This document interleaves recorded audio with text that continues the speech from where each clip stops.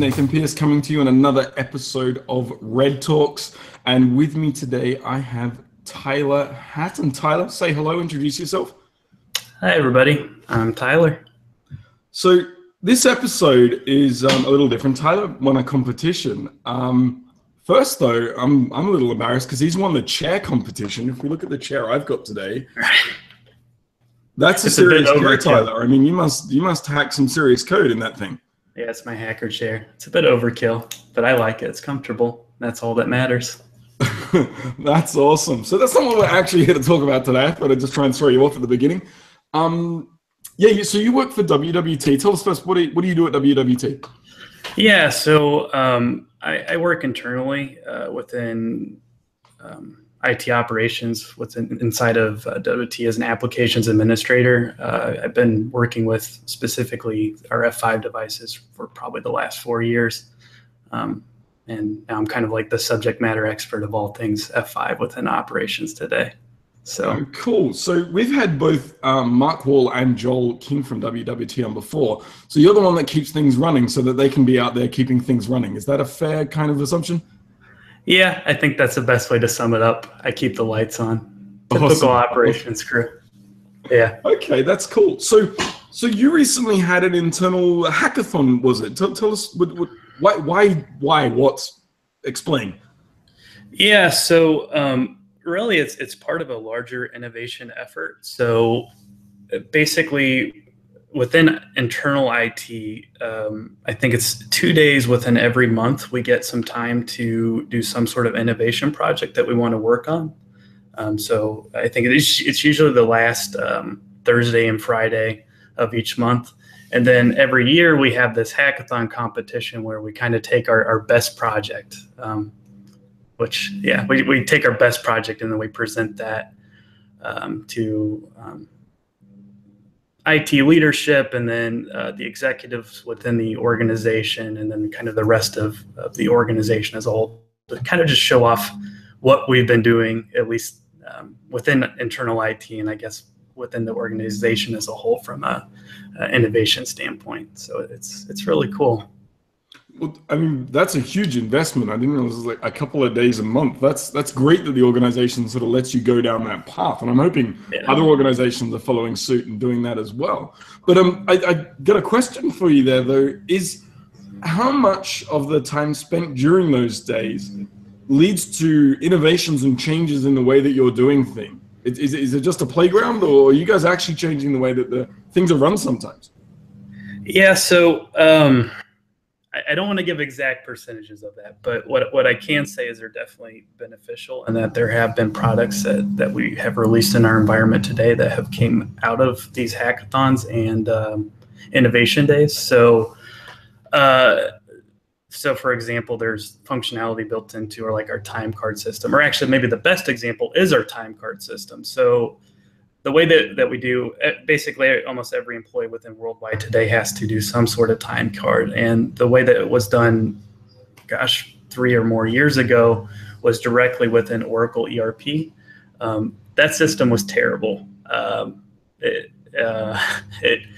guess it wasn't very user-friendly is probably the better way to put it. So a couple guys within development built basically a front end for it to make it a little bit prettier, easier to work with. And now everybody in the organization uses that application every week. Outside of that, I've stuff that I've worked on personally. So I've done a lot of work with iRules LX, for example. So there's this, I basically built this canary deployment POC using iRules LX, which if you're familiar with canary deployments, it basically allows you to deploy 2 different versions of an application within your production environment, and then pick out a subset of your users, maybe your power users that you want to test out that canary deployment on. And then if something's wrong with that new version, that canary deployment, then they'll raise the alarms and let your internal IT organization know. But I built basically a really simple iRules LX implementation of that that routed users to that canary deployment. So that's what I did as an innovation day a couple months ago.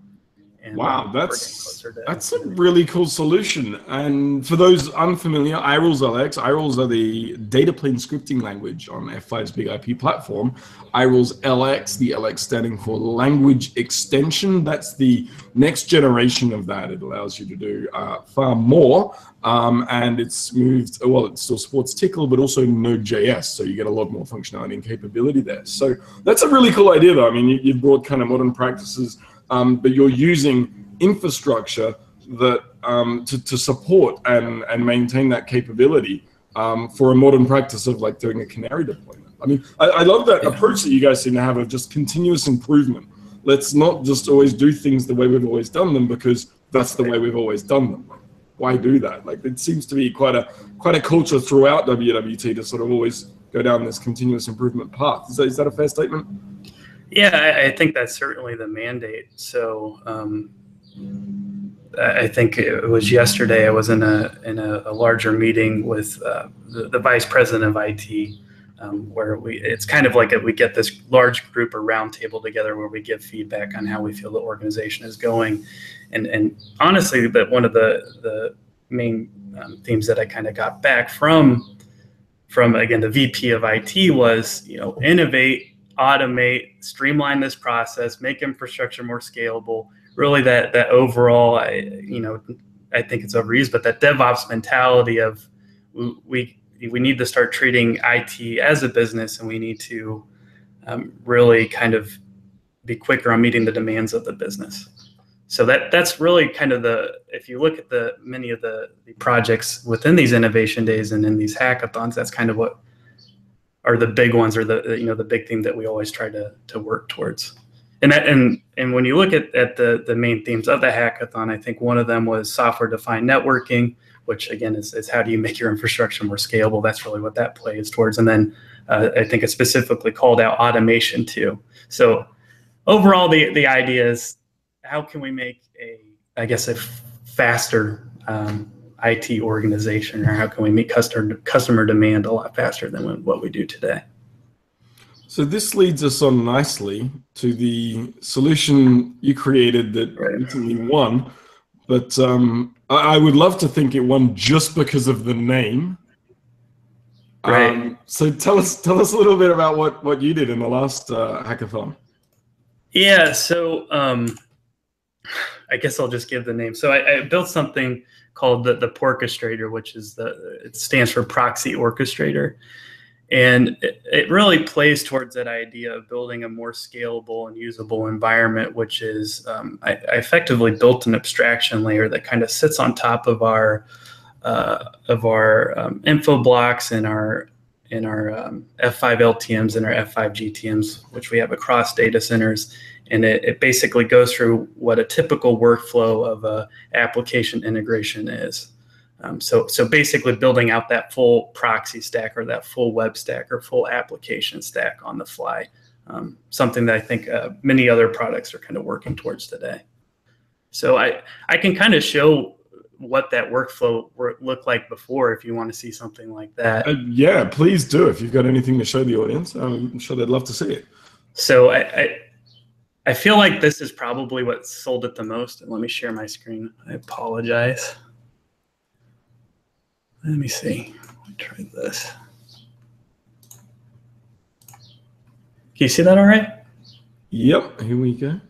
Awesome. So the best way that I summed it up during that hackathon presentation when I was first presenting this product, I guess, is if you look at the process that it takes today to basically build out a new application integration with the F5, at a very high level, it's very much well, at least a two-step process. I was able to expand it out to 14 steps because we have 2 data centers. So you have to go through the process of, well, first I have to register my IP with an IPAM. I have to configure my nodes and my pools and my VIPs and all the profiles and iRules and all that stuff within the LTM. And then I have to, once I have that VIP built out, I have to point my GTM device at this VIP. So we have proper HA across both of our data centers, or in our DNS settings. And then we have to create the wide IPs to kind of handle that whole thing. So it's a very tedious process. It's quite honestly very prone to error. And the other part of it is really, I think I have it right here. So if you show this to an average user, this is kind of all the different consoles that they have to look at when they go through this process. So yeah, there's a lot going on there. There's a few things to click. So the point I'm trying to get across is that, again, it is incredibly tedious. And when you try and to train a new user into basically using that, or training a new user to, I guess, go through this process, it can be a very slow and again, painful process. I think what that largely is a side effect of is one of the things that the F5 is great at, which is quite honestly granularity. So if you look at all the configuration settings within the F5, often many of the questions I receive is something around, what does this setting do within the F5? Will this help me at all? So part of Poor Castrator was kind of, I guess, removing those questions and maybe something even towards IApps where it's kind of templatizing the configuration process, where you're abstracting it to the point where you're just removing that from the picture and simplifying it. So the benefit there, if I understood right, was twofold. First, it took 1 to 2 hours to do that manually, even if you do have, domain level knowledge of big IPs, even though you have expertise. So not only did you reduce the time, but you took away the requirement for that level of expertise, which means you've broadened the area and reduced the experience requirement to provision the same services. Is that fair? Yeah, absolutely. I think the two main themes that I sold on were scalability and usability. So to your point, how can we turn this process into something that even somebody completely unfamiliar with the big IP product suite could utilize it? So that's cool. That's cool. So what were you using to kick all of this off? How did the process actually execute? Right. So Poor Castrator itself, so it's kind of maybe out of my own selfishness. So in the past, I've built APIs within Express on Node.js before on like a mean stack. That's actually what I use for that iRolls-LX canary deployment piece. It called a third-party API that ran on a mean stack. But in this case, I want to learn more about Flask. So Flask is a Python module that it makes it incredibly easy to kind of serve up an HTTP kind of web-based API. So that's kind of what I use to at least take in the API calls for this project. Slight distraction. I'm very intrigued by the things you just listed off there. That's not a set of skills I would hear from your typical big IP administrator. You threw down some Node, Express. Where did you pick up that skill set to be working on infrastructure? I'm very interested in this. So I think it goes down the path of I wanted to build something and I had an idea of how I wanted to build it, but I knew I needed an API. I knew I wanted some sort of REST API. And I think as part of that, I went through really it started off as a very simple Pluralsight class on how do you build out a REST API on the mean stack using Express. And then from there, I was able to kind of pick up really what is a CRUD methodology, understanding what the difference is between a post, a put, a get, a patch, all those different types of HTTP methods. And then now that I've kind of mastered all of that, I have a fairly rudimentary idea of how to build out an API that at least other applications can talk to and give it some sort of JSON payload, and then have that application kind of parse it. So I guess it's more about a necessity. Your desire to just get this done. That was it. Yeah, I would say that I'm an incredibly curious person. I always like to learn new skills, and I always like to kind of push technology to its limits.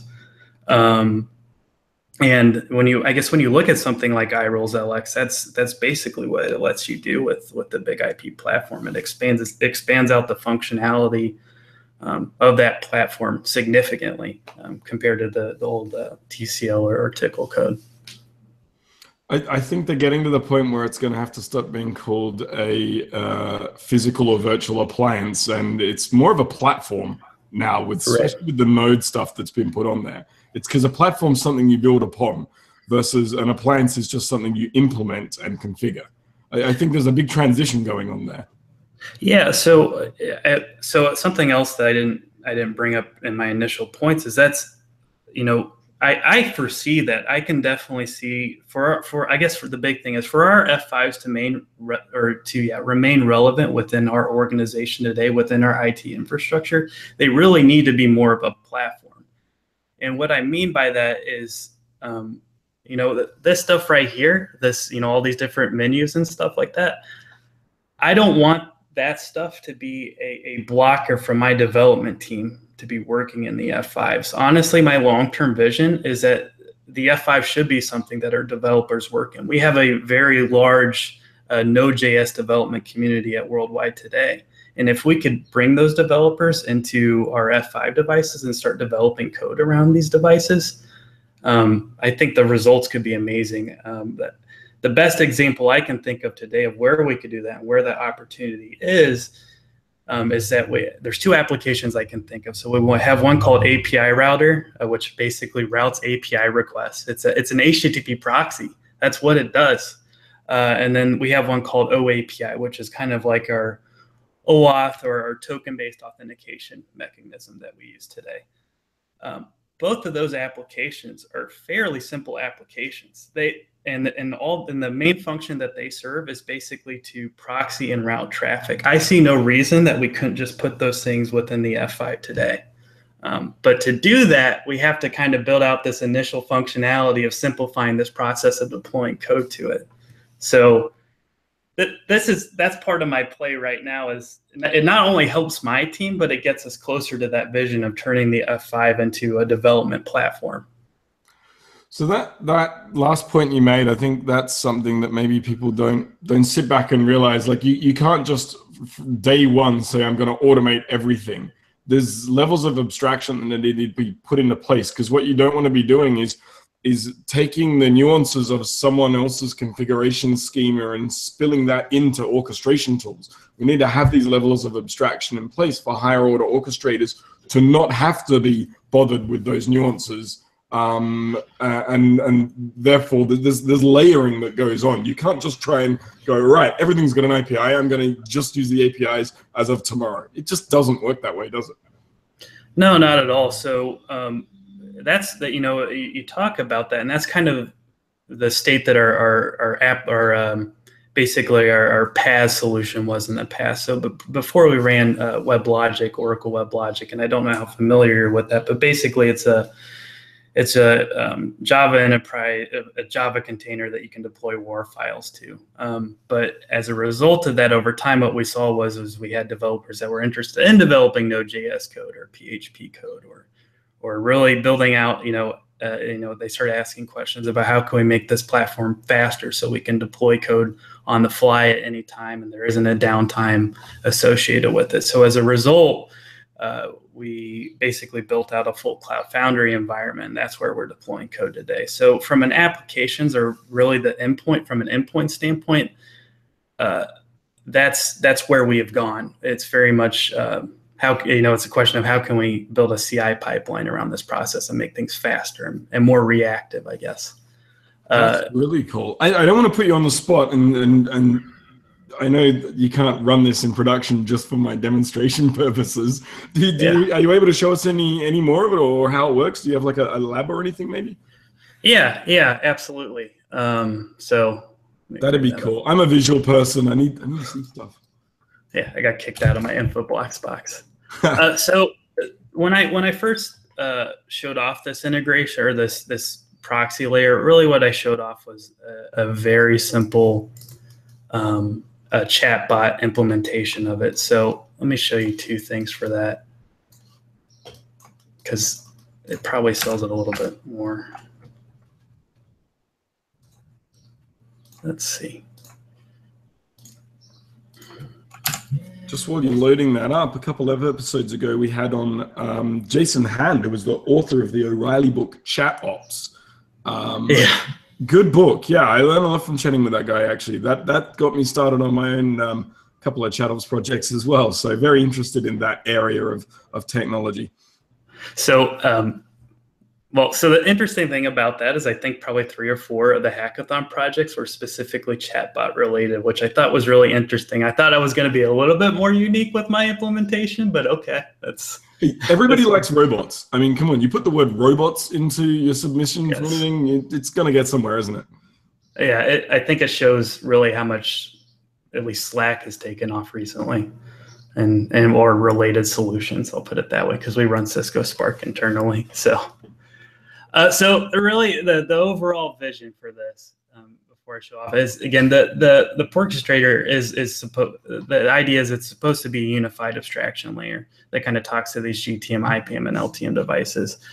My implementation was more towards a chatbot from a chatbot perspective. So this is the Cisco Spark logo, but I use Slack for mine. Later today, I'm actually meeting about. Or I'm going to have a meeting about seeing how we can implement ServiceNow into this API. So that's kind of the next step of the process. So if you look at how we build servers today, typically that process is kicked off through some sort of ServiceNow workflow.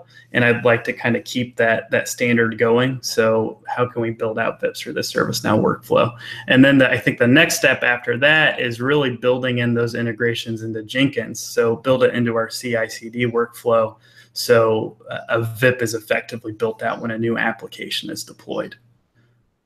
So that's kind of the overall vision of it. So let me just show you the really basic kind of chatbot setup I did for it. And yeah, this is great. I love that you're putting ServiceNow in. That keeps coming up because the fact that it's got the workflow and approval process, people like using ServiceNow. I mean, you don't hear the first mention for orchestration. Like you might be more likely to hear like Chef or Ansible or Puppet, but I often then hear next, like they want something like ServiceNow to handle that approval process as well. Yeah, I completely agree. It amazes me like how many organizations have integrated ServiceNow. I'm trying to bring up my window. It's not popping up. I could show you the actual, it may be that. For some reason, it's not displaying properly. It doesn't look like it is. Do you see the Slack window inside of this? Probably not. It looks black on my screen. Yeah, it's just black here as well. I don't think it shares. Doesn't like the Google Talk video plugin. I can just show you the Postman call if you want to see that. It's yeah, that'd be great. Yeah, let's go there. So, what kind of things? This is what you get for live demos. It's nothing like the pressure of live demo. I sacrificed a bucket of KFC chicken before we started. Yeah, I always hear people praying to like the demo gods at the beginning of their demos. So this is really, I mean, this is about as simple as it gets, right? So all I'm doing is I'm just talking to this Poor Castrator API, and I want to say that I want to build a new site through a post request.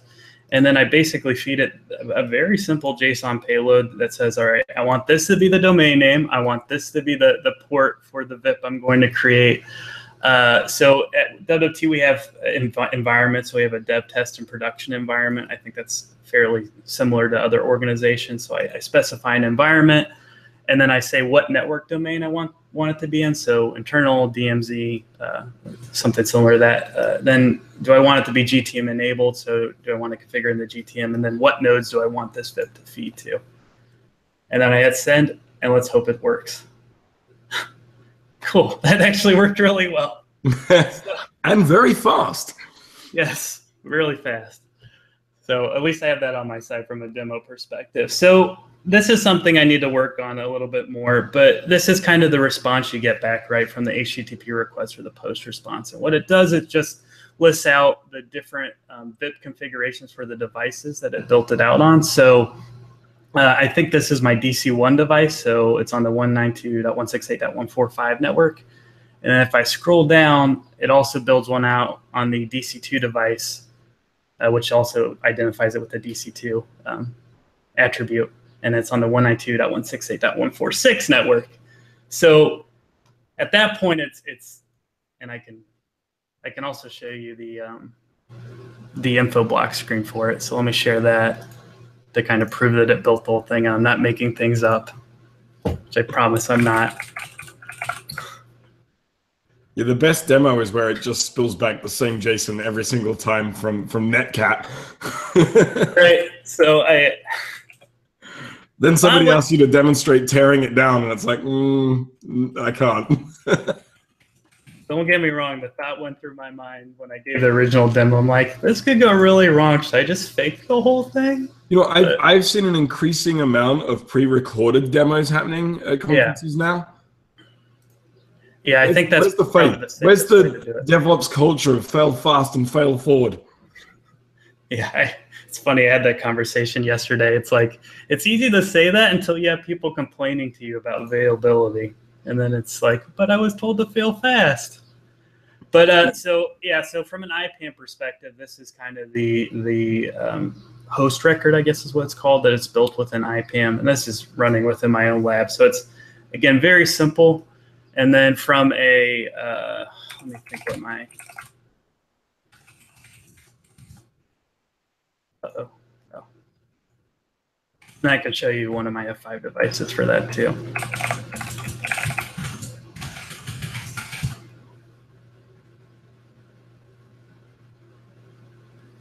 I love demos. What I call it, testing Poor Castrator, I think. So same deal.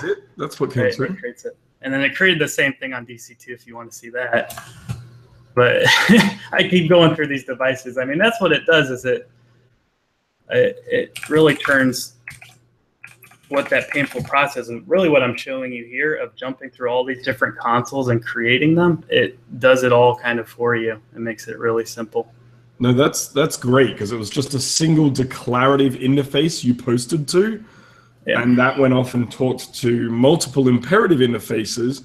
But the important bit was that you abstracted those imperative interfaces from whoever's doing the deployment, because I call it just the kicking the can down the road problem. You take a very complicated piece of technology. I mean, F5 Big IP, it has all of the knobs and buttons you could possibly want. That's a good thing until you try and bring someone onto a team that doesn't know anything about it, and the learning curve is actually quite slow. That in no way means we should take away any of the knobs and buttons. That's what people love about it, who know how to use it. So we have to have these levels of abstraction. Now, it's not just for handing it over to a new person joining a team. But what if I want to implement it to an orchestration tool that is run by a different department that's doing app deployments? Do I really want to take all of those knobs and buttons and mash that into their orchestration tool? I've seen people try this. They get as far as add node, enable node, disable node, delete node, and that's it. They give up there. They leave the other 1 million options and settings that they've paid for and love out of the implementation, because they just don't have time to work that out. You have to put in layers of abstraction and create declarative interfaces, which is what Poor Castrator does brilliantly. Yeah, so I've been thinking a lot about that recently. So I think really it's an ultimate balance of granularity versus abstraction. That's kind of the balance that I've at least summed it up with. So maybe it is kind of who your end user is, but from my perspective, the question I'm constantly asking myself, at least from this project standpoint, is what is the correct, I guess, balance between those two things of abstraction and granularity? Because to your point, you don't want to present this product to the point where you're removing all the fun stuff. That's what I would call it, really, or all the I guess all the things or the reasons why you bought this product in the first place away from the end user. But at the same time, you do want to make it an incredibly simple process to build something new within it. I don't know what the answer is. Sorry, talk over you there. What was it?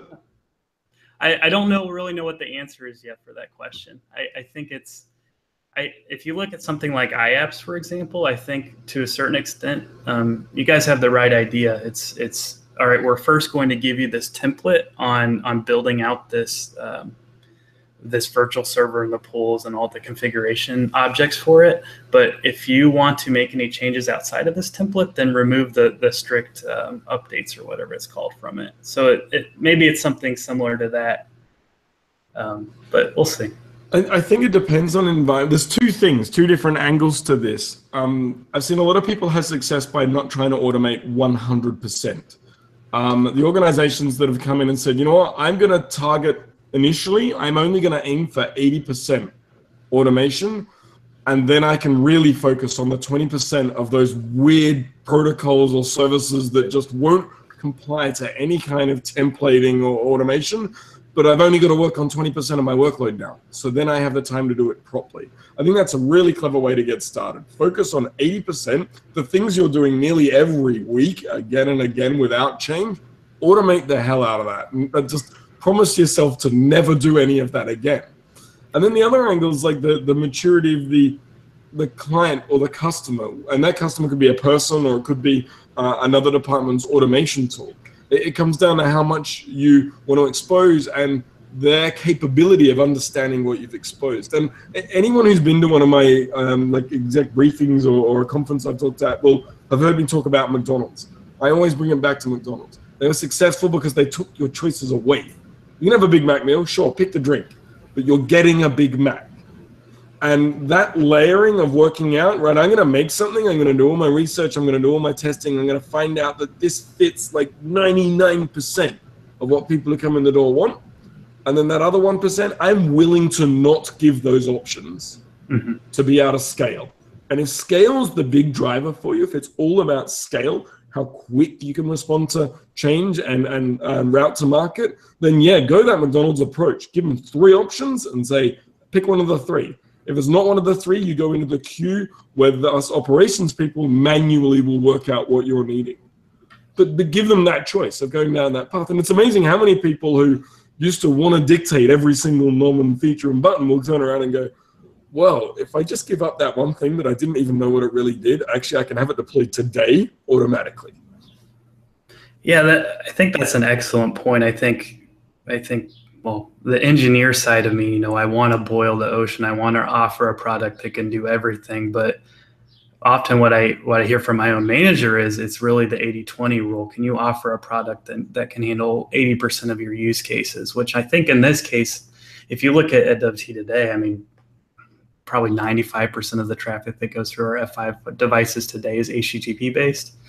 So something like that, this could easily meet that demand. That's awesome. I got to come back to it. The name, it's just brilliant. Proxy orchestrator. I was thinking maybe we've just stemmed on what the catalyst is going to be for DevOps 2.0, and that's basically normal DevOps add bacon, which I think makes everything better if you just add bacon. So when I heard the name, I intentionally didn't go and find out what it was. I was just dying to know what is the orchestrator, and we have to get Tyler Hatton on to tell us all about this. But thanks for sharing that today, Tyler. That's really cool stuff. No, you're welcome. I really appreciate it. Yeah, it's push button get bacon. That's really what it is. See, that's what makes it fantastic. There we go. I love it. You've created the McDonald's solution. Well, yes. On that note, we'll call it an end of the episode. Again, thanks for coming on. I know you're a busy man. You're out there automating everything. You should be one of those guys. Have you seen those T-shirts like developers wear? Like, if you annoy me, I'll replace you with some simple bash scripts. I feel like you're the guy that actually can make that happen and cut down on a lot of automating it. Maybe you should get one of those shirts. Yeah, I think I'm the type of person that scares old school operations people because I try to streamline a lot of stuff. Awesome. And keep doing that. We need more people out there doing it. And again, I really appreciate that background on just how you guys operate out there at WWT. You know, 2 days a month. That's awesome commitment to just having these hackathons and not settling for doing things the way you've always done them just because that's the way you've done them. I think that's brilliant. That's innovation. That's continuous improvement. Everybody should be focused around what am I doing to improve over what I did yesterday, an hour ago, a minute ago even.